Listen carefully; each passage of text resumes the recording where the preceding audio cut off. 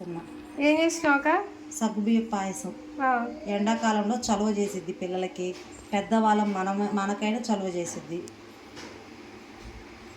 ఇవి ఎన్ని గంటలు నానబెట్టుకోవాలి? సగ్గుబియ్యం 15 నిమిషాలు. చాలా 15 నిమిషాలు నానబెడితే చాలు. చాలు. ఎన్ని నీళ్ళు పోసుకోవాలి? ఒక గ్లాసా? మోయనంగా ఇప్పుడు గ్లాసు సగ్గుబియ్యానికి 4 గ్లాసులు నీళ్ళు. నువ్వు ఏ గ్లాస్తో సగ్గుబియ్యం తీసుకుంటావో ఆ గ్లాస్తో. ఓకే. సగ్గుబియ్యం ఉడకబెట్టుకోవాలి. ఎంతసేపు ఉండదు, అది బాగా తెల్లగా రావాలా. ఉడికేటప్పుడు తెల్లగా కానొస్తుంది, అది చూపిస్తాను మళ్ళీ నేను. అప్పటిదాకా ఉడకబెట్టుకోవాలి. బియ్యం అడుగు అంటుతూ ఉంటాయి, మనం మధ్య మధ్యలో ఇట్లా కలుపుకోవాలి, లేదనుకో అడుగు అంటేస్తాయి మొత్తం. పాలు కాగబెట్టుకుంటున్నామండి. కాగబెట్టుకున్న పాలు అందులో కలపాలి, చూపిస్తాను ప్రాసెస్ అన్నది. బియ్యం ఉడుకుతున్నాయి, ఉడికే కొద్దీ చిక్కబడతా ఉంటుంది, అది బాగా చిక్కబడింది ఉడికేటప్పుడు. సేమియా ప్యాకెట్ 10 రూపాయలు సేమియా ప్యాకెట్ తెప్పించాను, అందులో సగం వేసుకుంటున్నాను.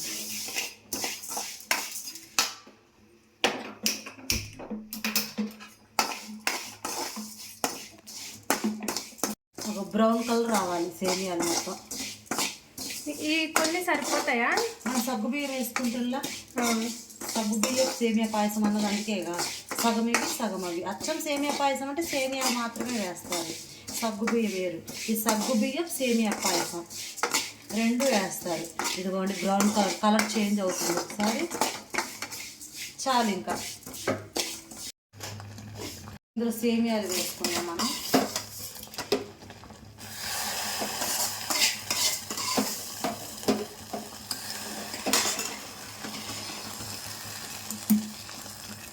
కలుపుకుంటూ ఉండాలి.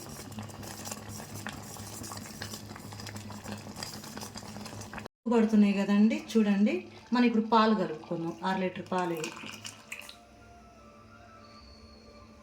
ఉడుకుపడేటప్పుడు పాలు కలుపుకోవాలి.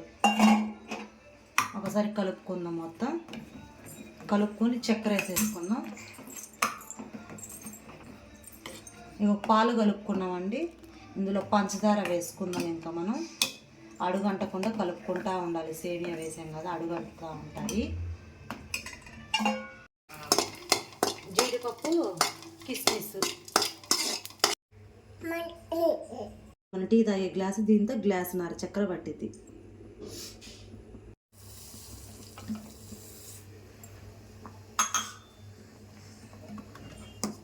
ఇదిగోండి ఉడుకుతున్నాయి సేమియాలు.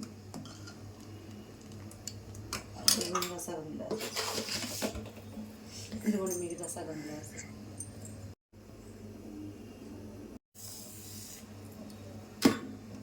మూడు యాలుక్కాయలు దంచేసుకోవాలి. ఇదిగోండి యాలుక్కాయలు దంచి వేసుకున్నాను. ఉడికినాయో లేదో సేమియాలు మధ్య మధ్యలో చూసుకోవాలి. ఇప్పుడు చివర్లో మనం జీడిపప్పు, కిస్మిస్ వేసేసుకున్నాం.